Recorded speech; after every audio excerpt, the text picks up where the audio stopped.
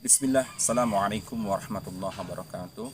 Alhamdulillahirabbil alamin, hamdan thayyiban katsiran mubarakan fi kama yuhibbu rabbuna wa yarda. Wassalatu wassalamu ala rasulillah amma ba'. Ahlan, selamat datang di Pondok Pesantren Hamalatul Quran wal Hadits Pabangbon Lewiliang Bogor. Hari ini kita sedang praktek tentang pembuatan coklat dari biji kakao asli. Di pekan sebelumnya, di hari Sabtu pekan sebelumnya, anak-anak melakukan proses dari awal, dari mulai pemetikan atau mempanen buah kakao langsung dari pohon yang sudah matang. Kemudian setelah itu anak-anak menyimpan dalam tempat tertentu di satu malam untuk melihat kualitas biji kakao mana yang mengambang, yang harus dibuang, dan mana yang tenggelam sebagai bukti kualitas biji kakao tersebut yang layak untuk dilanjutkan ke tahap berikutnya.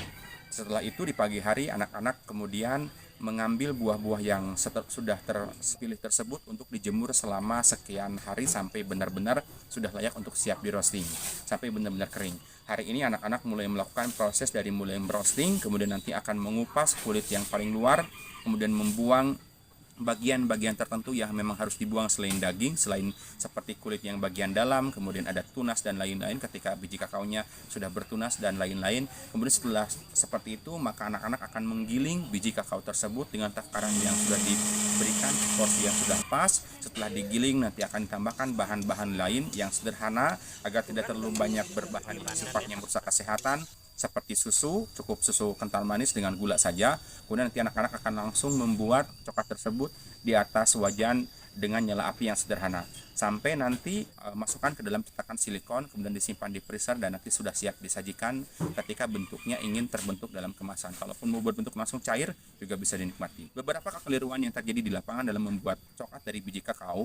Yang pertama adalah keliru memilih kualitas buah kakao, di mana yang mereka pilih pertama lebih banyak diambil atau dipetik dari pohon yang sudah tinggi sekian meter, di atas 5 meter, bahkan mungkin sampai maksimal 5 meter, yang secara kualitas itu semakin menurun karena nutrisinya sudah terbagi-bagi ke berbagai daun, dahan, dan lain-lain. Maka diusahakan kita harus memilih buah kakao yang benar-benar matang di pohon, kemudian buahnya juga lumayan besar dan matangnya benar-benar asli di pohon. Kemudian diusahakan kita memetik buah-buah kakao yang dari batang, bukan diperbanyak dari yang cabang-cabang ranting. Itu beberapa kekeliruan yang lain adalah banyak orang-orang di luar sana yang melakukan teknik pemilihan yang keliru, yaitu digabungkan antara biji yang tenggelam dengan biji yang mengambang, di mana biji yang mengambang itu sebetulnya harus dibuang karena dia tidak layak untuk dimasukkan ke dalam proses berikutnya. Kemudian setelah itu dalam proses roasting, kebanyakan orang melakukan kekeliruan di mana kulit luar itu sudah dikupas duluan sebelum di roasting. Maka kalor ketika selama masa proses roastingan itu akan langsung membakar panasnya secara langsung ke dalam daging biji kakao, sehingga nanti memudahkan biji kakao tersebut untuk lebih gosong. Nah, gosong tersebut betul membuat nanti coklatnya semakin hitam, tapi rasanya kurang begitu berkualitas. Rasa asli dari kakaonya sudah semakin hilang karena terlalu banyak rasa smoky, berasap, ataupun gosongnya. Kita membandingkan dua produk yang mungkin secara harga itu berbentuk snack yang murah-murah, mungkin yang anak-anak suka beli dengan harga nominal maksimal 1-2 ribu, dibandingkan dengan coklat-coklat batangan yang mungkin harganya sekitar 10 ribu ke atas mungkin. Yang pertama, ketika kemarin kita meneliti di pekan kemarin untuk snack-snack yang mengandung coklat yang harganya 1000-2000-an, kita lihat takarannya hanya sekian 0, sekian persen. Bahkan kemarin kita menghitung ada 2 kemasan snack tanpa perlu kita sebutkan mereknya, itu secara kaidah fikih muamalah keliru, di mana mereka mengatakan berat bersihnya sekian gram. Maka kita mengajarkan pekan kemarin ada istilah neto, bruto, dan tara. Neto itu adalah berat bersih, kemudian bruto itu adalah berat gabungan antara berat bersih dengan kemasan, dan tara adalah berat kemasan.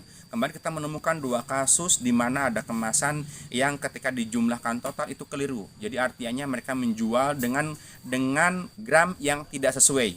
Dan secara kaidah fikih muamalah ini dalam transaksinya ini menjadi bentuk yang tidak berkah. Kalau pelanggannya tidak bermasalah, tapi kita sebagai penjual ketika menyampaikan itu tidak menginformasikan kepada konsumen, maka itu menjadi kaidah fikih muamalah atau transaksi yang keliru.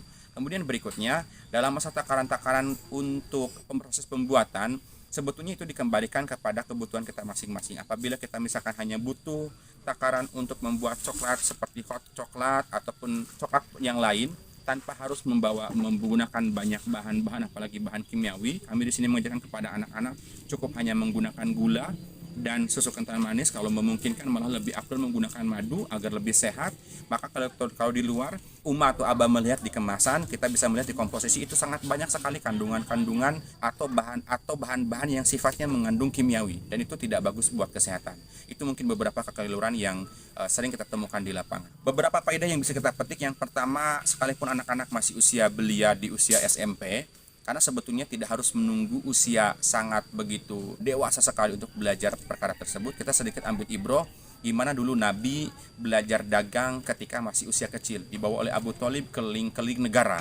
Bukan keliling-keliling kota lagi, tapi keliling-keliling negara. Itu masih kecil. Yang sampai ujungnya Nabi menjadi karyawan terbaiknya dari saudagar kaya di Mekah bernama Khadijah binti Khuwailid. Itu masih juga usia dalam hitungan belia 20-25 tahun. Artinya kita tidak keliru mendidik anak-anak sejak kecil untuk belajar ini, karena nanti ini akan menjadi bekal yang sangat bermanfaat dalam kehidupan nyata, yang sifatnya bukan teori, tapi asli berbentuk praktik atau implementasi, agar anak-anak nanti bisa menghasilkan suatu karya, produk yang sebetulnya bahan-bahannya mudah didapatkan di sekeliling kita. Kemudian di kemudian hari anak-anak bisa menjualnya agar mereka bisa meniru Nabi dan para sahabat-sahabat mulia yang lain yang mereka lebih banyak menjadi seorang saudagar atau pedagang. Sehemat yang kami tahu, tidak banyak sekolah-sekolah yang mengajarkan dan bentuknya kurikulumnya sifatnya implementasi. Yang kami ajarkan di sini sifatnya lebih sedikit teori, kemudian lebih banyak kami mengajarkan praktik. Mudah-mudahan konsep ini bisa ditiru oleh beberapa sekolah lain, karena bagaimanapun secara psikologis anak-anak lebih tertantang untuk melakukan praktek, kemudian dihubungkan dengan ciptaan-ciptaan Allah dan lain-lain. Alhamdulillah kami sejak pertama bertemu dengan anak-anak, kita selalu rutin mengadakan konsepnya uji coba, studi kasus, sama praktek langsung.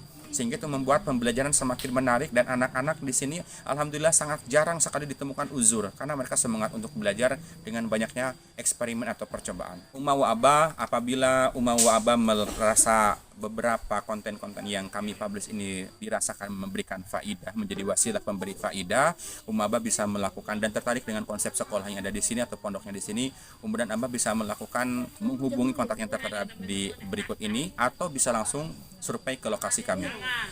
Sampai jumpa di Mahad Hamalatul Quran wal Hadis Alwi yang Kabangun Bogor. Semoga Allah memberkahi Uma wa Aba. Wassalamualaikum warahmatullahi wabarakatuh. Nurun ala marri zaman ta'allaqa wa adaa lid-dunya tariqan mushriqa wa hudan minar rahman yahdina bihi للصالحات وللمكارم والتقى نور على مر الزمان تألقا وأضاء